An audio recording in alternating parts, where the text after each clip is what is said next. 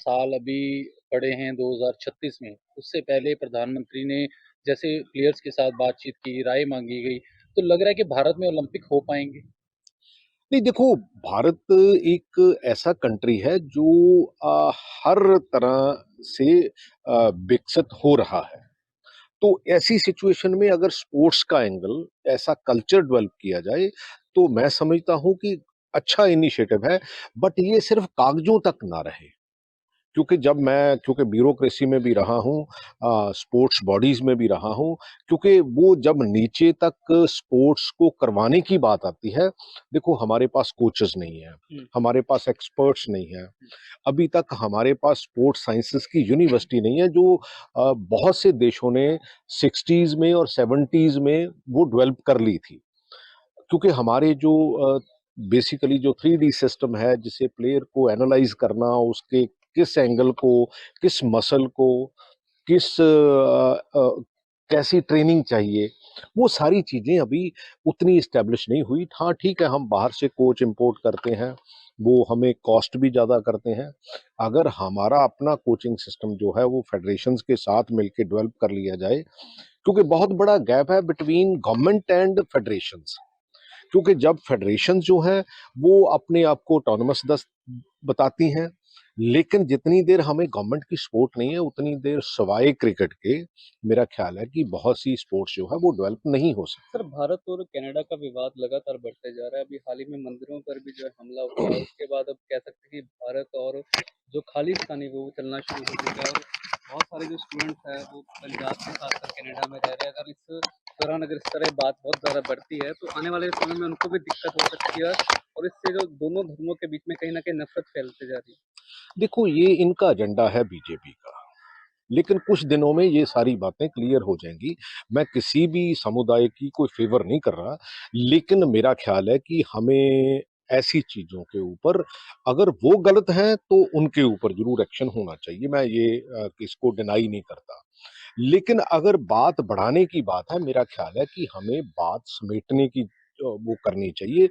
क्योंकि अगर हम एक दूसरे के धर्म के अगेंस्ट, वैसे कभी सिख जो है आज तक 1947 से या उससे पहले भी कभी, चाहे वो मस्जिद थी, चाहे वो मंदिर था, चाहे वो गुरुद्वारा था, किसी ने आज तक ऐसा किया नहीं है। अ, अगर उनकी एंगल से देखा जाए, उनके मीडिया को थोड़ा सा देखा जाए, तो कोई बहुत ज्यादा वहां विवाद हुआ नहीं है। लेकिन वीडियो लेकिन सामने आई है लेकिन निकल के वीडियो, यस, जिसमें जिसमें देखा जा रहा है कि वहाँ पे जो प्रदर्शन उन्होंने किया उसके बाद मंदिर में घुसकर जो लोगों पर हमला भी किया गया। ऐसी कुछ नहीं है। देखो, वीडियो हर तरह से आ रही है। वीडियो, क्योंकि बाद में जो हिंदू संगठन ने प्रदर्शन किया है और उसके बाद जो वहाँ का पुजारी है, जिसने बेसिकली कहीं ना कहीं ऐसे अल्फाज यूज किए हैं, उसको मैनेजमेंट ने निकाल दिया है। क्योंकि मेरा ख्याल है कि हमें दूसरे कंट्री में, एटलीस्ट हम अपने कंट्री में चलो थोड़ा बहुत तो बात समझ आती है, लेकिन हुँ। दूसरे कंट्रीज में जहां ऐसी सिचुएशन नहीं है, हमें, मेरा ख्याल है कि मिलजुल के रहना चाहिए। हमारी जो इमेज है, कंट्री की इमेज है, उसको बढ़ाना चाहिए। अगर बात की जाए तो पंजाब में एक सियासी जो अब उतार-चढ़ाव देखने को मिला है। कल जो बीएसपी जो पंजाब प्रधान थे जसबीर सिंह गढ़ी, उनको पार्टी से निष्कासित कर दिया गया, नोटिस जारी किया गया और उसमें कारण भी बताया गया। तो उससे लेके कैसे रहते एक तरफ तो जो जो अ, अकाली दल है, वो पहले ही वीक चल रहा है और ऐसे में बीएसपी का पंजाब प्रधान पार्टी से निकालना, इसे लेकर कैसे देखें? देखो, ये उनकी पार्टी की स्ट्रेटजी हो सकती है, क्योंकि मेरे को उसके बारे में डीप नॉलेज नहीं है। लेकिन उनकी पार्टी है, पहले करीमपुरी जी प्रधान हुआ हुँ। करते थे, उसके बाद गढ़ी साहब प्रधान बने हैं। तो वो तो उनका एक प्रोसेस है, मेरा ख्याल उसके ऊपर हमें कोई आपत्ति नहीं होनी चाहिए। हम तो ये कहते हैं कि पॉलिटिकल सिस्टम में पार्टियों को बेहतर काम करना चाहिए, चाहे वो अकाली दल हो, चाहे वो कांग्रेस हो, चाहे वो बीएसपी हो। जो विचारधारा है उसको प्रमोट करना चाहिए। हमें मैच्योर डेमोक्रेसी की तरफ जाने की जरूरत है। अ, आज अकाल तख्त साहिब में मीटिंग की गई, ज्ञानी रघुवीर सिंह, हरप्रीत सिंह सुखबीर सिंह बादल को जो तनख्वाह करार दिया गया है, लेकिन अभी तक जो सज़ा है, उसे लेकर कई तरह के बयान भी सामने है और एक तरफ बीबी जागीर कौर ने पीछे बयान भी दिया है कि एसजीपीसी चुनाव को लेकर जो उपचुनाव हो रहे हैं पंजाब में उसकी तारीख आगे बढ़ाई गई है। सभी पार्टियों ने जो धामी को समर्थन दिया है और अब जो एसजीपीसी प्रधान है वो कांग्रेस और आम आदमी पार्टी को समर्थन नहीं। ऐसा कुछ नहीं है। देखो, समय समय पे बहुत सी कमजोरियां दिखाई गई हैं। मैं तो एक ही सुजेशन देना चाहता हूं कि दोनों ग्रुप्स को मैं मिला भी था कुछ इनके लीडर्स को।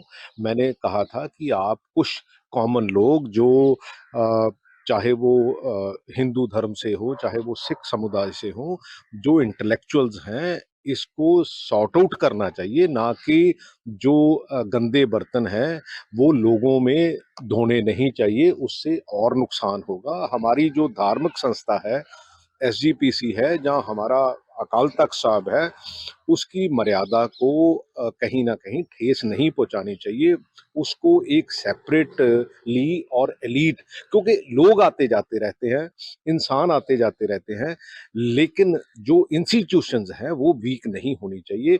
उससे बहुत बड़ा नुकसान आने वाले समय में होता है। Punjab and Haryana high court ने सरकार को फटकार लगाई कि 10 दिन में जो नोटिफिकेशन जारी किया जाना चाहिए जो नगर निगम चुनाव है उसे लेकर।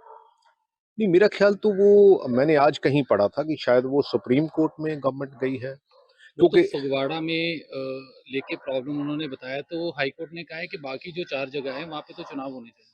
नहीं, वो तो पहले 15 दिन का टाइम दिया था हाई कोर्ट ने। लेकिन जो लेटेस्ट डेवलपमेंट है उसके बारे में देखो, सरकार जो है वो पिछले 1.5 साल से, पौने 2 साल से ये चुनाव टाल रही है। उससे पॉलिटिकल प्रोसेस में बहुत जो है वो खला पैदा हुआ है। क्योंकि ऑफिसर, आप जलंधर के बारे में तो मैं बड़ा क्लियर कट देख रहा हूं कि पिछले मतलब 2.5 पौने 3 साल में इन्होंने 8 कमिश्नर बदले हैं। और जब भी कोई कमिश्नर आता है मैं उनसे पार्टिकुलर पूछता हूं कि आप रहोगे, आप काम करोगे या नहीं रहोगे। बट मोस्टली सबका यही होता है कि कोशिश करेंगे कि यहां से ट्रांसफर ले लें। इसका मतलब वो काम नहीं करना चाहते हैं। तो अगर पॉलिटिकल सिस्टम होगा तो लोगों का प्रेशर होगा। तो अगर लोगों का प्रेशर होगा तो मेरा ख्याल है कि बेहतर रिजल्ट जो है वो सामने आएगा। कल मुख्यमंत्री भगवंत मान ने स्पीच दी है। उन्होंने कहा है कि जो बरगाड़ी कांड हुए हैं, बेअदबी कांड हुए हैं, उसे लेकर कागज पत्र जो अभी तक देखे जा रहे हैं, वकीलों की सलाह ली जा रही है।